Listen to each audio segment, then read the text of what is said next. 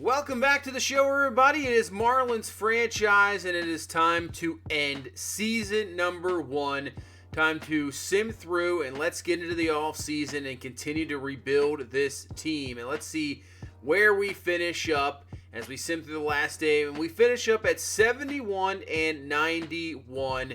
Obviously missing out on the playoffs. We were way out of contention anyway the last probably month.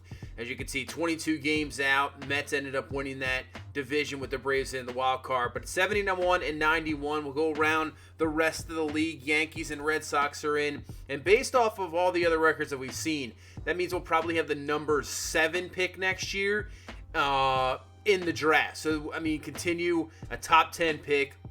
We can pick up somebody very highly talented and continue to build this roster, even more. And you build up this minor league system, get as many prospects as we possibly can. We might have a pretty good one in the pick we've had this year, and just continue to build. But you can see, take a look at this West Division. The Dodgers and Padres. Dodgers 109 wins, Padres with 102. On a 102 win team is a wild card team. Unbelievable. That is just crazy. In the West, that is probably the best division in baseball, no doubt about it.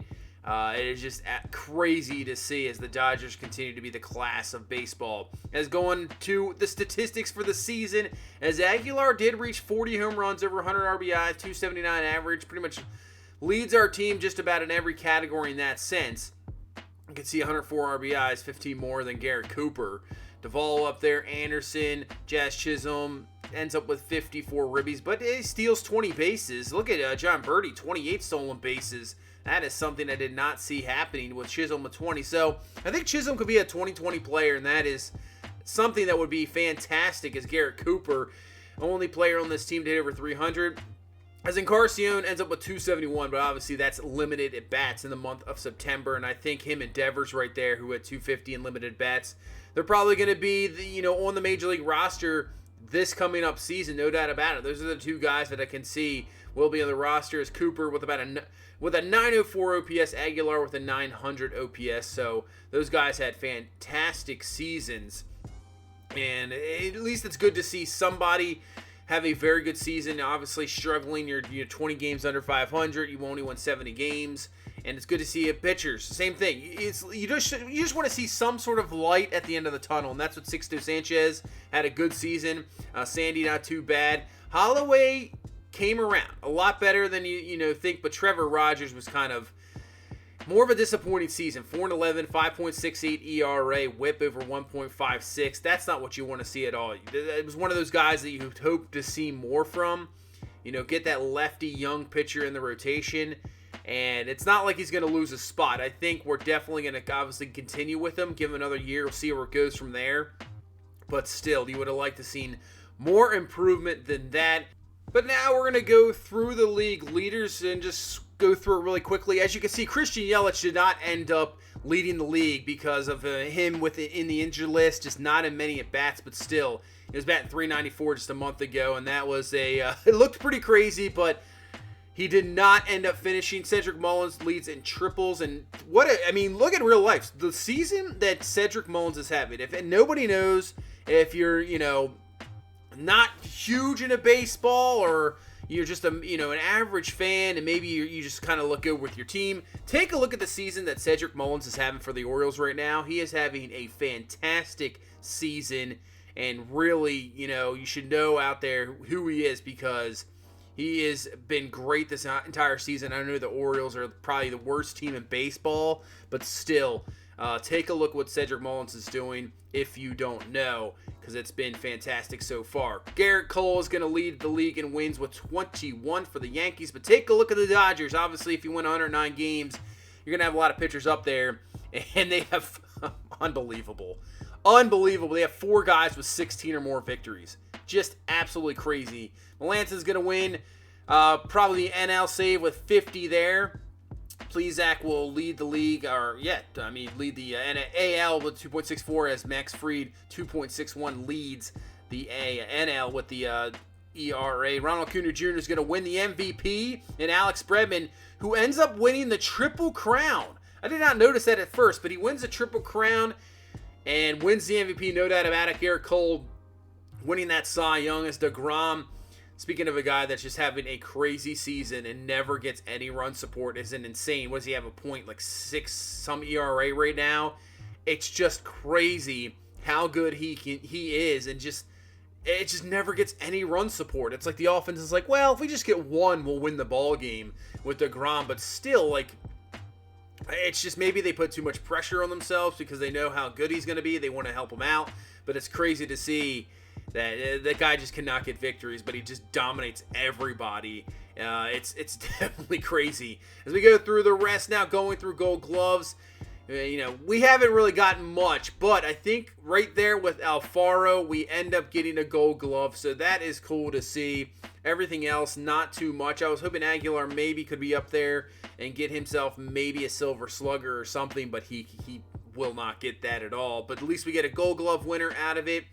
And hopefully, going forward with some of the guys we got coming up, Devers and Carcion, maybe one of our draft picks we had, there's a chance that maybe, we can start dominating these lists going forward and have guys up there because that's what we need. I mean, we want to see up there. We want to see this team become a winning team. I know, the previous year they make the playoffs in that shortened season, and this year it's a disappointment, probably going back to where you were, and maybe that shortened season was really kind of a mirage, but now it's back to what we can do, continue to build this team and play in really a tough division. You can see the brackets held up. Can the Dodgers win another World Series? That's going to be a question. They might possibly face the Padres in that first round if the Padres win that game against Atlanta. So who knows? We'll sim through it, and let's see who's going to be a World Series champ. And it's going to be the Yankees who have defeated the Padres. So finally, the New York Yankees are back on top. They bring home the trophy, beat the Dodgers in 6. So the Dodgers beat they beat the Padres. The Padres beat the Dodgers in 5 in that series. So that was a good one. Yankees beating the Angels in 7 to advance to the World Series. And Gleyber Torres batting .458 in the World Series ends up winning that MVP and brings home the trophy back to New York for now the 28-time world champion New York Yankees. So, Robinson Cano, Albert Pujols retire. They end up going to the Hall of Fame. There's no doubt about it. Those two are obviously Hall of Famers. Easy ones there. As for our coaching staff, no real changes. Going to leave everybody intact for the moment. Keep everything rolling on. We'll see. We'll obviously review that going into next year, no doubt about it. I don't think anything's going to happen either midseason as well, but that's going to be a next year thing. We'll see how we improve. As for qualified offers, we got Miguel Rojas, who's up for a qualified offer, 225 this year, 8 home runs, 41 RBIs. Pretty good fielder, though, so that's obviously, and obviously he can play any other position, so that's always good. Only played in 95 games this year, so, do you bring him back? I'm thinking so. I think we definitely do. Give him a chance, but we'll see. Yimi Garcia had a bit of a, he ended up with 18 saves, but he blew 8 saves. That's just terrible. 5.16 ERA, I think that's a no. Everybody else, no. So maybe we don't offer Rojas an offer. I'm not sure what we would do here. Maybe just let him go to free agency if he's there. But I don't know. I think we just give him a qualified offer. We're going to tender a qualified offer. We're not going to actually make him an offer. If he accepts the tendered offer, that's fine, because he can also be used as a trade bait. It's only a 1-year deal. You can see another re-signings. Baez, Freeman, Kershaw, and Jansen have re-signed with their respective teams, so they won't be hitting free agency at all.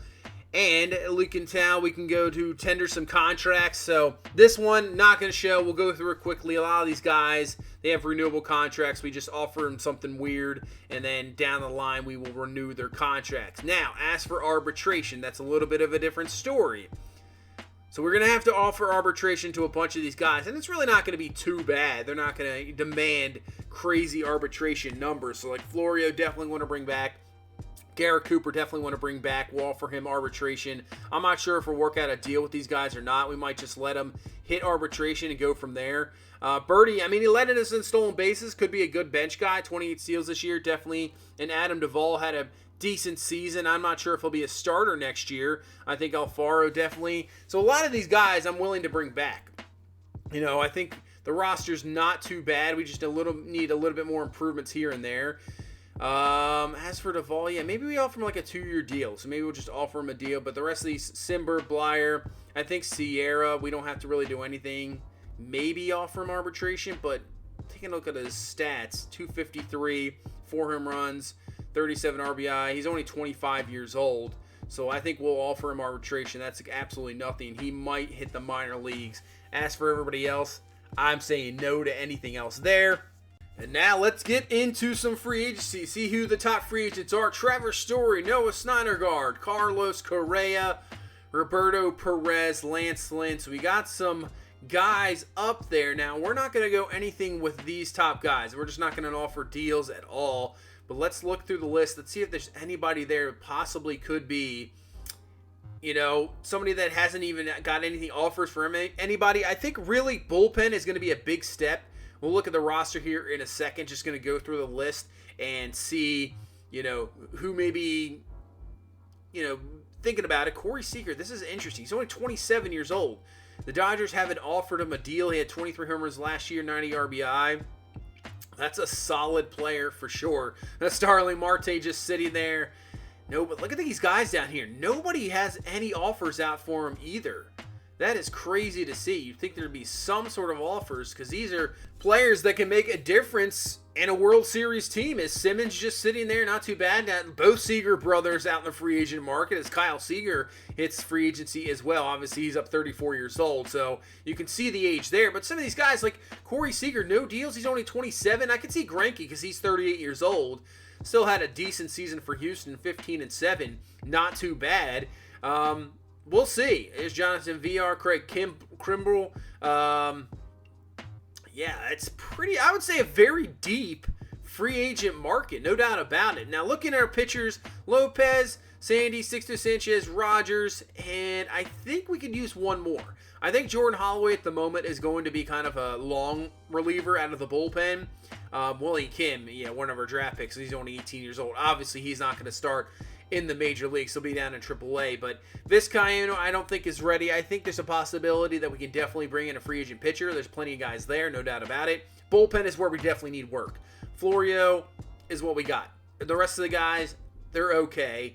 And we don't really have a closer. Florio kind of moved in there, but still, I think we need a real closer. Backup catcher, definitely a need, as Alfaro is going to start for sure, winning that gold glove.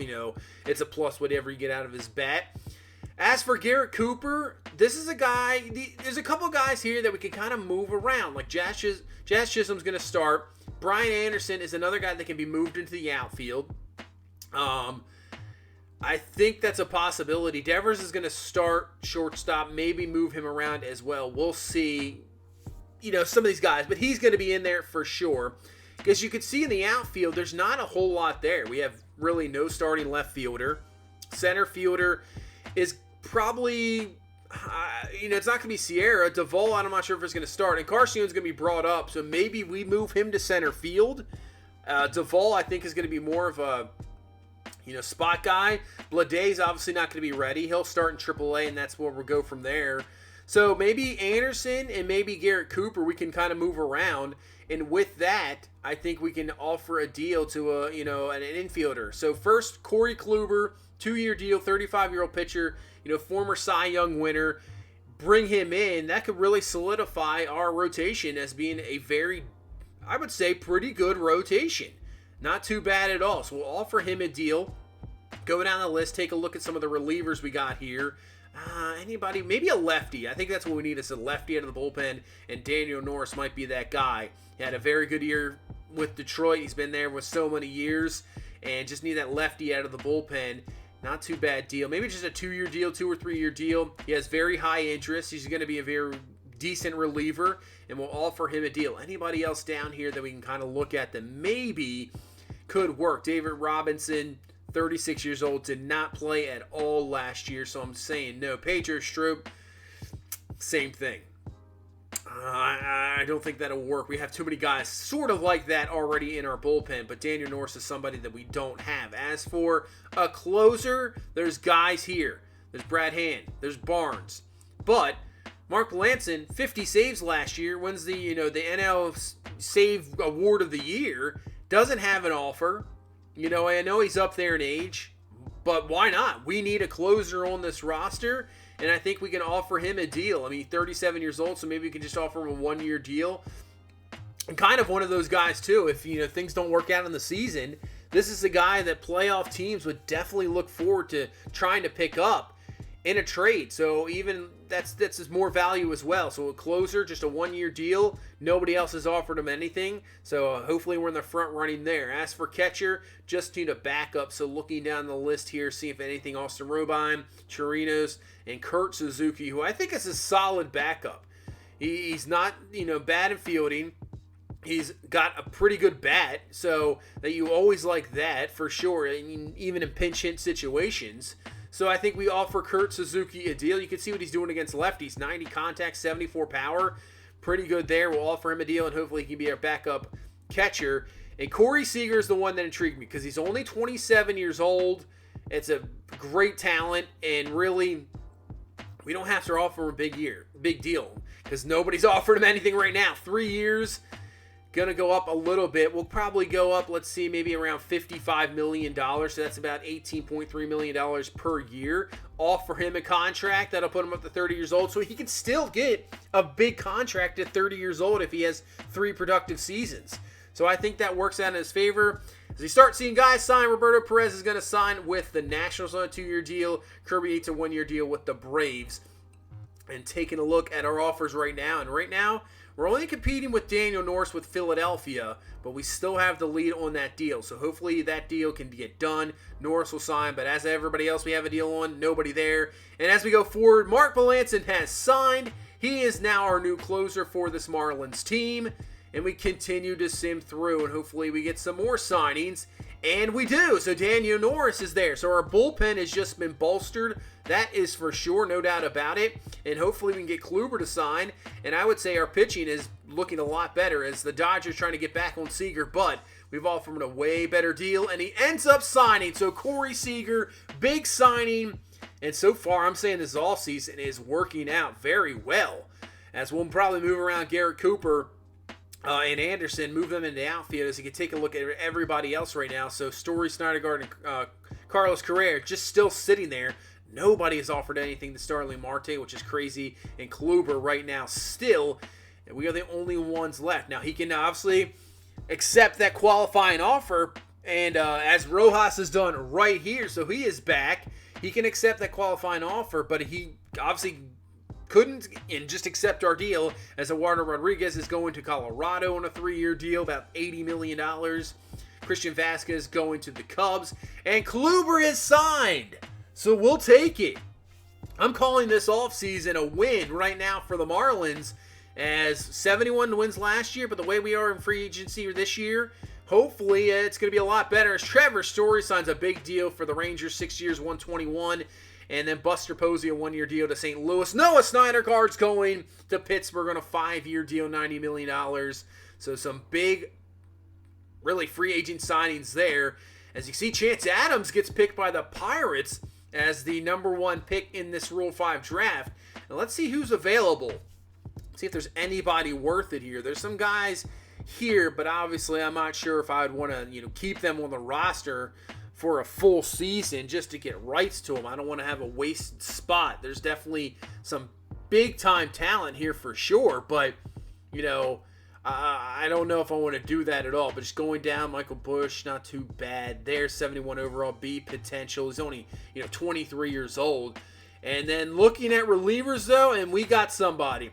Sir Anthony Dominguez, he's 26 years old. B potential, 79 overall, has outstanding fastball at 98 miles an hour. Had a decent couple seasons with Philadelphia, and I think we're going to pick this one up. Our bullpen needs major work. He's, under contract for 3 more years. This is an easy pick for us. No doubt about it. We'll take that Rule 5 pick, and you can see he's already now the second best guy out of our bullpen. So the bullpen, with the Norris signing, Dominguez Rule 5 pick, I think is really picked up. As Carlos Correa going to the White Sox, that team could be very, very good. As we reach all the arbitration deals now, as we get through the rest of this offseason, which has been really fantastic. Cooper signs. So it looks like everybody's accepting this arbitration. Go far, no really have to deal with anything. Alfaro is good to go, and there we go. And now we can just renew the contracts for everybody else.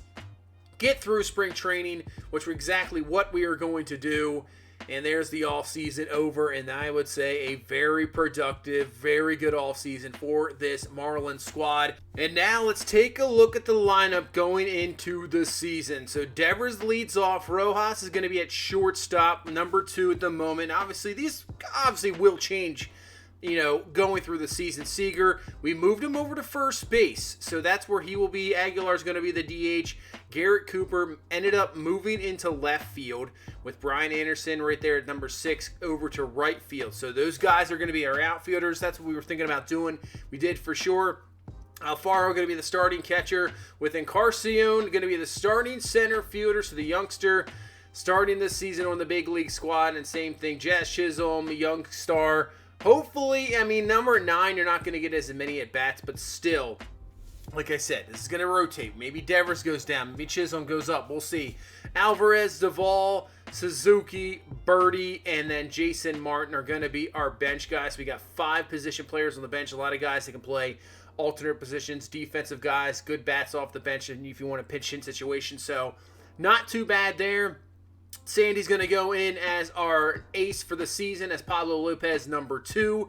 Kluber will move into our number 3 starter, with Sixto Sanchez at number 4 and Trevor Rogers rounding out the rotation at the moment as our number 5 and only lefty that we have in the rotation. As for the bullpen, which is definitely much improved, no doubt about it, Jordan Holloway is going to be the long man, which we thought for sure. As Sir Anthony Dominguez, that's probably one of the better Rule 5 picks ever had. He is going to really secure that bullpen there. Curtis, Norris, free agent, Bass, Florio will be our setup man, and Mark Melanson will be our closer. So the bullpen definitely much improved. And I would have to say that I think this team is much improved for sure.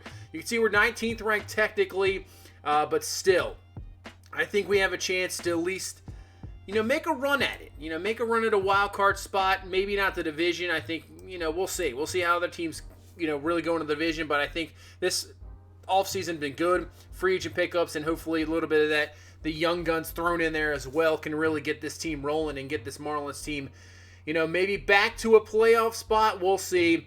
But that's going to do it for this one. Thank you guys so much for watching. Thank you guys so much for all the support. I really appreciate it. And if you could please leave a like, comment, subscribe. I will see you in the next one. You guys have a good one. Bye-bye.